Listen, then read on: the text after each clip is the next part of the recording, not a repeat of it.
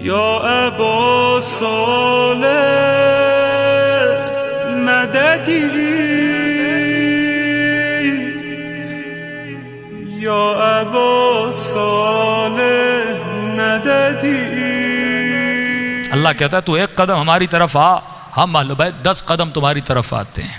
یہ قدم کردار کے اٹھانے ہیں، یہ قدم رفتار کے اٹھانے ہیں، یہ وہ قدم ہیں جو جناب سعید نے اٹھائے۔ تاریخ کربلا میں اختلاف ہے، لیکن بعض روایات میں یہ ہے کہ جناب سعید کی عمر بہت زیادہ تھی، بعض میں ہے کسی اور صحابی کی عمر زیادہ تھی، لیکن بہرحال یہ بہت بوڑھے تھے، ابرو اتنے زیادہ تھے کہ آنکھوں پہ پڑتے تھے، کمر جھکی ہوئی تھی۔ فرمایا جب امام کے خیمے میں جانا چاہا، اس نے اپنے پیشانی پہ ایک رومال باندھا کہ میرے ابرو اوپر ہو جائیں تاکہ میں امام حسین کو دیکھ سکوں۔ اس نے ایک شال اپنی کمر میں باندھا تاکہ میری کمر سیدھی ہو جائے۔ ہاتھ میں عصا لیتے ہوئے امام حسین کے خیمے میں گئے۔ جملوں پہ غور کیجئے گا، یہ حسین ابن علی کے جملے ہیں۔ فرمایا آقا، ہر کوئی میدان میں آپ پہ قربان ہونا چاہتا ہے، میں بوڑھا ہوں، ہاتھوں میں راشا ہے، ہاتھ میرے لرزتے ہیں، بدن میں طاقت نہیں، لیکن مولا پھر بھی میں اپنی جان کو آپ پہ قربان کرنا چاہتا ہوں۔ امام نے فرمایا شکرک اللہ، اے مرد مجاہد، اے شیخ کبیر، خدا تمہارا شکریہ ادا کرے،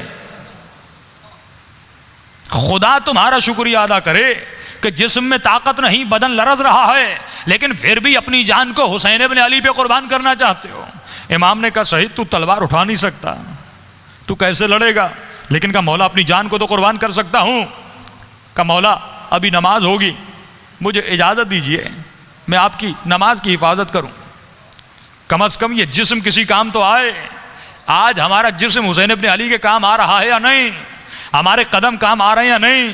ہماری آنکھیں کام آ رہی ہیں نہیں؟ یا ہم غفلت کی نیند میں سو رہے ہیں، بس زندگی ایسے گزار رہے ہیں، مال بنانے میں، جاہ و مقام بنانے میں، نام بنانے میں زندگی بسر ہو رہی ہے۔ امام فرماتے ہیں دنیا میں بعض لوگ بہت شہرت یافتہ ہوں گے، لیکن آخرت میں انہیں کوئی جاننے والا نہیں ہوگا، اور اسی دنیا میں بعض لوگ گمنام ہوں گے، لیکن قیامت میں ان کے چہروں سے نور نکل رہا ہوگا۔ اصل مقصد یہ ہے کہ مشہور وہاں بنو، نام وہاں بناؤ، عزت وہاں کماؤ۔ دنیا کی عزتیں تو فرعون کے پاس بھی تھیں، دنیا کی عزتیں تو قارون کے پاس بھی تھیں، لیکن خدا کے لیے اگر کوئی عزیز ہے، ان اکرمکم عند اللہ اتقاکم، خدا اسے کرامت والا بناتا ہے، اسے کریم بناتا ہے، اس کا اکرام و تکریم کرتا ہے جس کے دل میں اس کا خوف پایا جاتا ہے۔ آج ہم ہر کسی سے ڈر رہے ہیں، لیکن پروردگار عالم کا خوف نہیں ہے کہ مولا اپنی جان آپ پہ قربان کرنا چاہے۔ امام نے کہا ٹھیک ہے، حسین ابن علی نے نماز پڑھی، لیکن آج اسی پاکستان میں ممبر سے کہا جاتا ہے کہ نماز پڑھنے کی ضرورت نہیں، قبلے کی طرف منہ کرو، 3 مرتبہ یا علی کہو تو نماز ہو جاتی ہے۔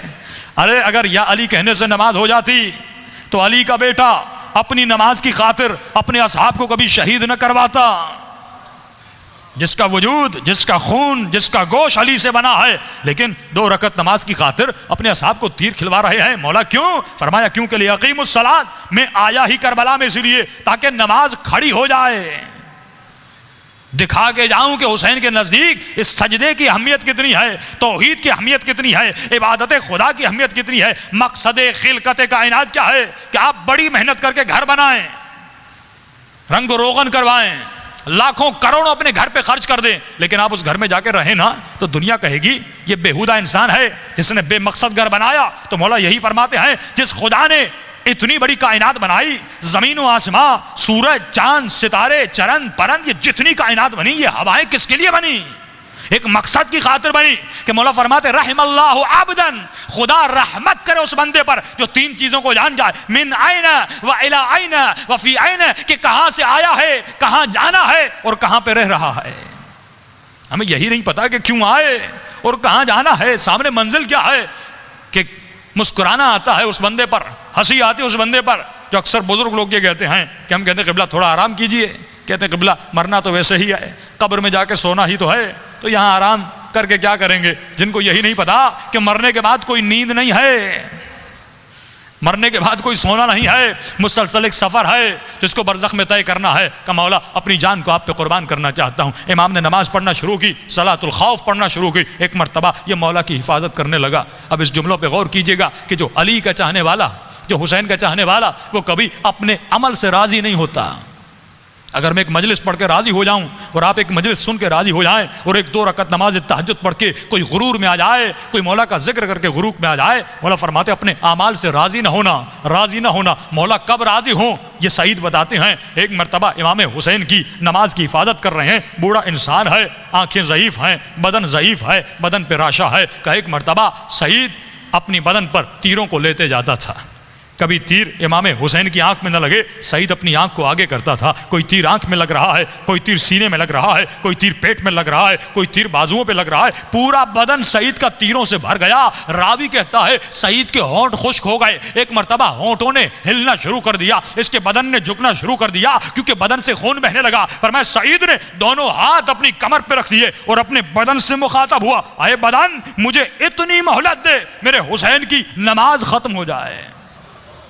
اگر گرنا ہے تو گر جانا, اگر میری اطاعت نہیں کرنی تو نہ کر, لیکن اتنی تو مہلت دے میرے آقا کی نماز ختم ہو جائے. ایک مرتبہ فرمایا جیسے امام نے کہا السلام علیکم ورحمۃ اللہ وبرکاتہ, سعید زمین پہ گرنے لگا. لیکن راوی کہتا ہے میں نے کبھی اتنی جلدی حسین کو نماز پڑھنے کے بعد اٹھتے ہوئے نہیں دیکھا. ایک مرتبہ سلام پھیرا, مولا بڑی جلدی سے اٹھے اور آگے دوڑے, کہیں سعید کا سر کربلا کی زمین پہ نہ گرے. حسین نے دونوں گھٹنے سعید کے سر کے نیچے دیے. ایک مرتبہ یہ سر حسین کی گود میں آتا ہے. میں کہوں سعید تم نے جان قربان کر دی, تم نے تیر کھائے, اتنے بڑھاپے میں اپنی جان کو حسین پر قربان کیا, جبکہ تجھ پر اتنا جہاد واجب بھی نہیں تھا. اگر تو بیٹھ جاتا پھر بھی وہ بھی منظور تھا, لیکن تم نے اپنی جان کو قربان کیا. اے سعید اب تو اپنے عمل سے راضی ہو جا. ہم اپنی مجلسوں سے راضی ہو گئے, ہم اپنی نمازوں سے راضی ہو گئے, ہم اپنے اعمال سے راضی ہو گئے, ہم اپنے صدقے اور خم سے راضی ہو گئے. سعید تو بھی راضی ہو جا, اپنے مولا کی حفاظت کی ہے. لیکن سعید کہتا ہے میں راضی نہیں ہوں گا. ایک مرتبہ پہلا سوال جو حسین نے اپنے علی سے کیا کہ مولا مجھے یہ بتائیے کہ آپ مجھ سے راضی ہیں. یعنی جب تک اپنے مولا کی زبان سے نہیں سنتا تب تک اپنے عمل سے راضی نہیں ہوتا. آج ہم نے کس امام سے سنا کہ امام زمانہ نے کہا اے مومن میں تم سے راضی, کہ مولا علی نے آ کر بتایا کہ عزادار میں تمہارے عمل سے راضی, میں تمہاری مجلسوں سے راضی, میں تمہارے ذکر سے راضی. وہ دن دیکھیے پھر اس وقت راضی ہوئیے جب امام زمانہ خود بولیں کہ ہم تمہارے اعمال سے راضی ہیں. ابو صالح